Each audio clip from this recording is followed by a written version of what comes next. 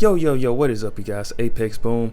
Welcome back. This is going to be a tutorial that is not really highly requested at all, but a few people have asked me to actually do this, so I figure I might as well to help out those who were actually curious in how I modify my address with the hopes of getting multiple pairs of shoes shipped from one site to my house.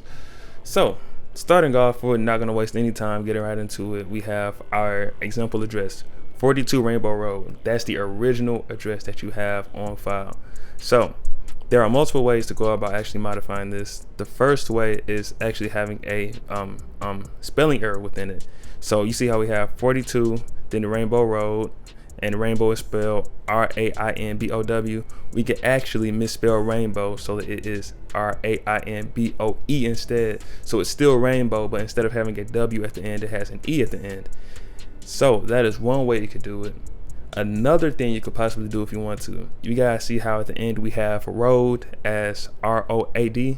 We could do it, it's just as R-D, just a short little acronym for road instead, R-D. That is completely fine too.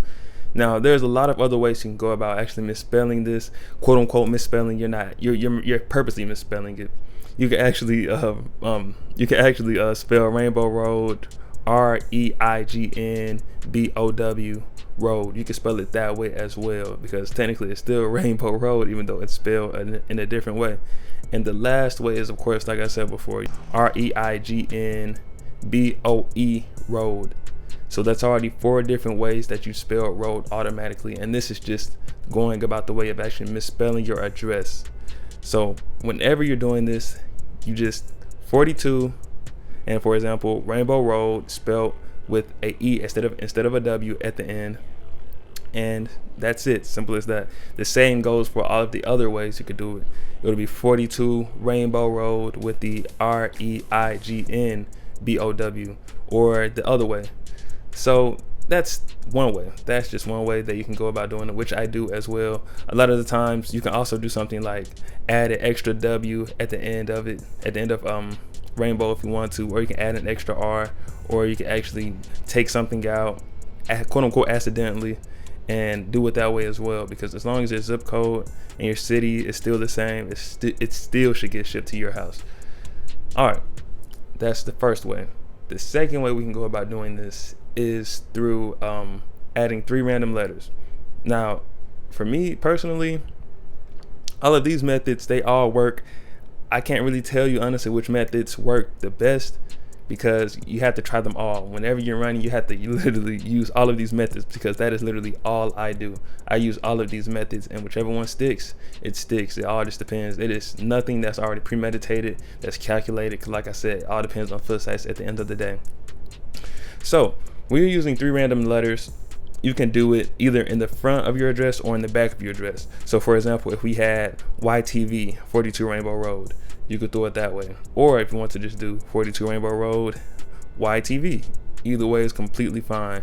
Now keep in mind, if you're just comfortable with doing 3 random letters, you could also do 3 random letters on top of misspelling your address.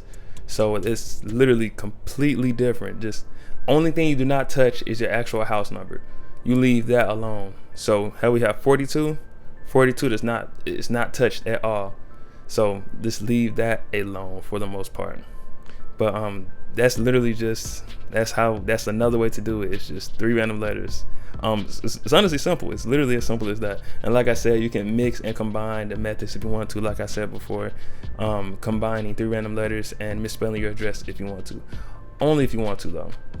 You do not have to. That is completely fine if you do not want to. Now, one of the last methods I would like to talk about is actually putting 2 random letters behind your house number. So for this way, and this isn't the last method I'm going to talk about, but it's one of the last methods. So one of the last methods, why do I keep saying that? I would like to talk about would be putting a random 2 letters behind your house number. So for example, that could be 42 AX Rainbow Road, or it could be 42 FF Rainbow Road, whichever you can use anything, honestly. It's random. It doesn't really matter what letters you use, just whatever pops up to your head first, to be honest. And that is another way you could go about modifying this. Now of course, like I said before, on top of doing the 2 random letters with your house number, you could quote unquote misspell your address a little bit, or you could add 3 random numbers. Or you could add 3 random letters to it. Whatever you're comfortable with, that you're fine with doing. So that is, like I said, you guys, all of these techniques are fairly simple. It's very, very simple. There's really not much to it. And for last but not least, we have adding something to the second line of your address. For example, like an apartment number or a floor number or something like that. So it looks like you're in an apartment. Now, let me say this to you right now, guys. Disclaimer, do not do this if you live in an apartment currently.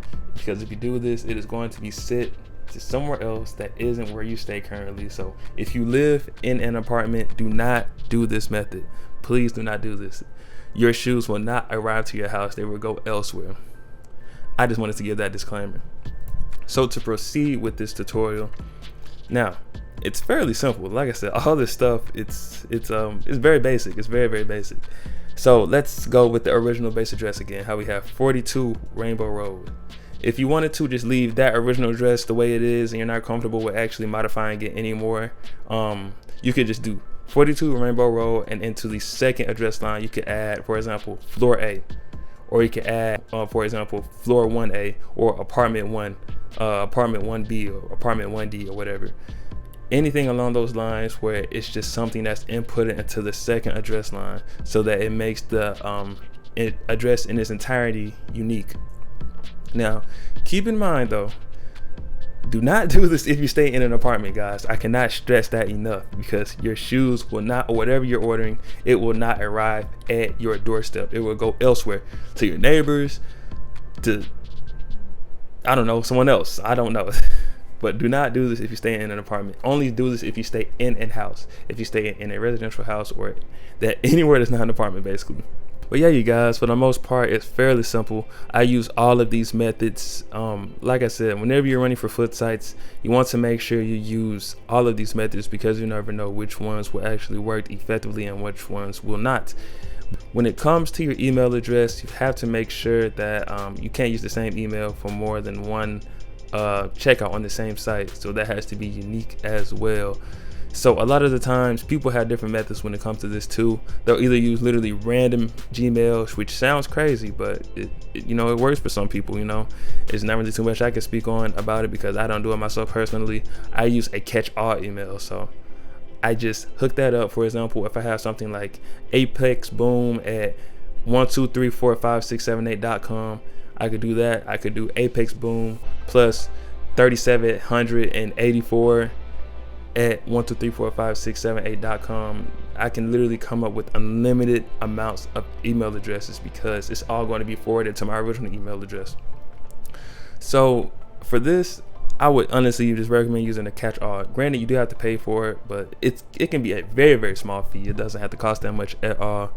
But like I said, if you're not comfortable with paying for it, you can just use random Gmails. But I wouldn't recommend that, because you have to be fairly skilled and know what you're doing. The emails have to be very, very, very, very unique, because there's a chance that someone has that email and they get that, they could try to work some magic and get your shoes shipped to their house or wherever they're staying at. So for me personally, I would just go with, please you guys, just go with just using a catch-all if you can. If you guys do not know how to set one up, I can do a tutorial in the future to show you guys how to actually set one up, because it's another fairly simple process. It doesn't take too long, and all you have to do is pay literally not that much at all. I think literally some of the cheapest catch-alls, I think it's only literally like a few, maybe like 90 cents, a few dollars or something like that. I'm not completely sure, don't quote me on that, but I have to actually check back and see. All right, so next we have your name. Now for this part of the section, it's very, very simple. So let's say we have your original name, which is Jeffrey Johnson. If you want to, what a lot of people recommend you do is that you change your first name and leave your second name, your last name the same. So for example, it would be something like Jim Johnson, or something else like possibly Charles Johnson. Now, me on the other hand, personally, I changed both my first and last name, because for me, I'm like, if it's not broke, don't fix it. So I like I said before, I use all of the methods that I tell you guys. So for some tasks, for some profiles, I'll have my first name changed and my second name the same. And for other profiles, I have both my first and my last name changed. So for example, instead of it being the original Jeffrey Johnson, it would be something completely different, like Alvin Jones or Leroy Banks.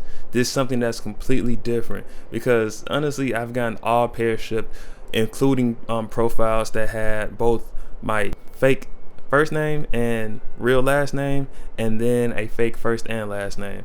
So it's all just depends on personal preference, to be honest. Like I said, mix and use both. There's nothing wrong with them. They both work well. So yeah, that's all I have to say about that. All right, next we have your telephone number. Now this is going to be the simplest part.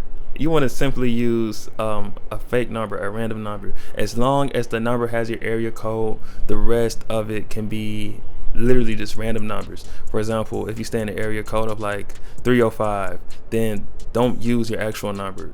Don't use like 305 and then just a bunch of random numbers after that. Wherever you stay at, make sure you use that area code followed by just a random string of numbers. That's all I do for all of my tasks. As long as the area code is the same, that's all that matters. But yeah, that's it for your phone number. Fairly simple, very, very simple. But yeah, you guys, I hope that wraps up things. I hope it was very, very cohesive and you guys can understand it. If not, please ask questions in the comments over anything that you need more explanation on, and I would be happy to explain furthermore. But yeah, thank you guys for watching. As always, if you made it past this point in the video, please give it a like. Thank you guys so much. I will see you guys very, very soon with more content on the way. Please stay safe. Whenever you're watching this, have a good night, day, or evening, and I'll see you guys next time. Deuces.